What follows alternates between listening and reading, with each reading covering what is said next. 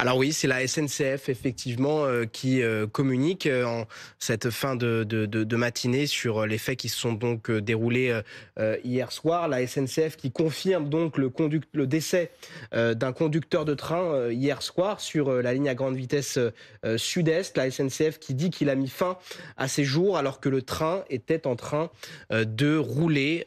Pour rappel, hier aux alentours de 20h, 21h sur la commune de Moisenay dans le département de la Seine-et-Marne, un TGV à grande vitesse effectivement s'arrête en pleine voie. Des investigations sont alors menées. Manifestement, le conducteur manque à l'appel à ce moment-là. Évidemment, des recherches sont entreprises pour tenter de le retrouver. Les sapeurs-pompiers vont malheureusement retrouver son corps et donc la SNCF qui confirme donc à la fois le décès de ce conducteur et son suicide.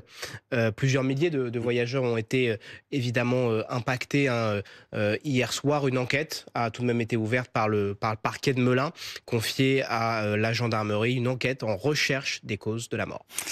Merci beaucoup Mathias. Bonjour Thierry, merci d'être avec nous, secrétaire général de la CGT Cheminots.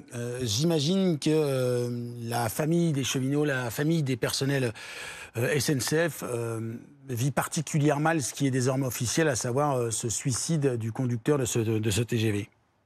Oui, alors déjà, bon, je souhaite évidemment témoigner du choc évidemment que cette situation procure et envers nos camarades, ceux qui l'ont connu et évidemment envers sa famille.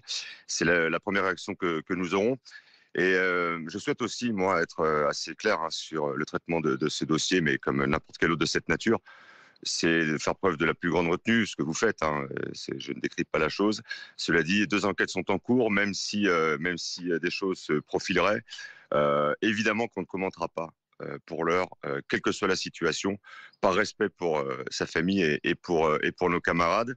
Des investigations sont en cours d'ordre judiciaire, mais aussi d'ordre interne.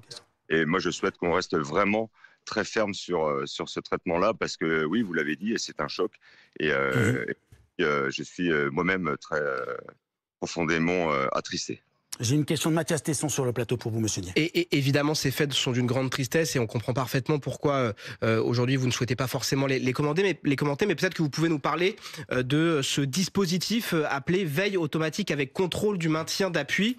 En fait, c'est la SNCF qui communique là-dessus aujourd'hui et qui nous en dit un petit peu plus sur ce qui a permis l'arrêt de ce train malgré les faits. Si je comprends bien, comment dirais-je, c'est par rapport à la pédale, et si jamais le conducteur relâche cette pédale, il y a un système d'alarme qui se met en place, c'est ça ?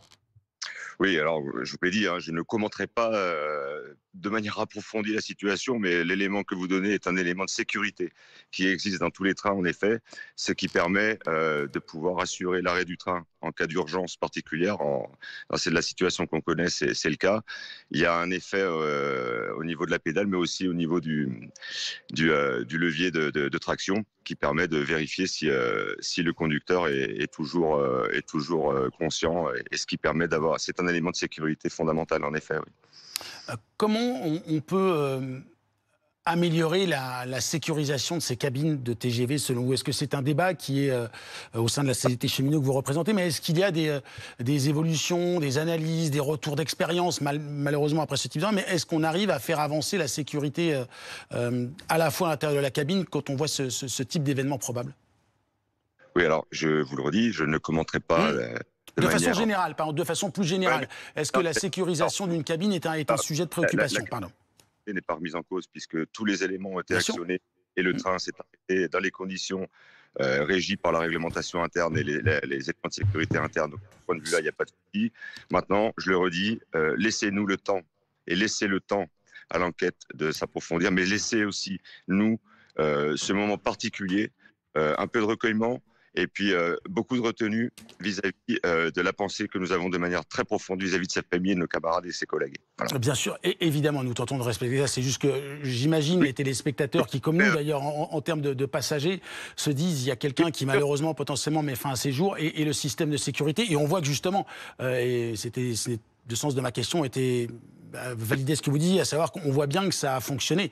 Mais plus globalement, on évoquait ce chiffre de 300 personnes qui mettent fin à leur jour, mais sur les voies, via l'extérieur. Et que cette question de la sécurisation, j'imagine c'est aussi au centre de vos priorités. C'était le sens de ma question. Évidemment, mais toute chose était en temps voulu, vous l'imaginez bien. Merci beaucoup Thierry Niet d'avoir été avec nous aujourd'hui. Le nouveau ministre des Transports, Philippe Tabarot, était mon invité il y a quelques minutes. Et voici justement l'essentiel de sa réaction.